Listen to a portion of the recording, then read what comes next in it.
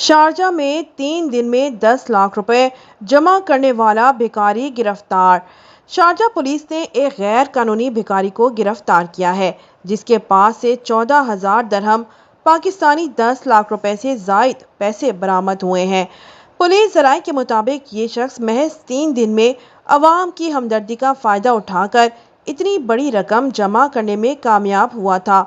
एक मुकामी शहरी ने पुलिस को इतला दी थी कि मस्जिद के बाहर एक शख्स माली मुश्किलात का दावा करते हुए भीख मांग रहा है।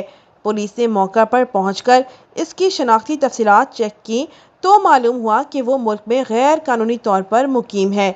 ब्रिगेडियर जनरल उमर उल गजाल अल शामसी, जो गदागरी और स्ट्रीट वेंडर्स की निगरानी की खसूसी टीम के सरबराह हैं, उन्होंने बताया कि ये मल्क सिक्योरिटी और समाजी मसाइल पैदा कर सकता था।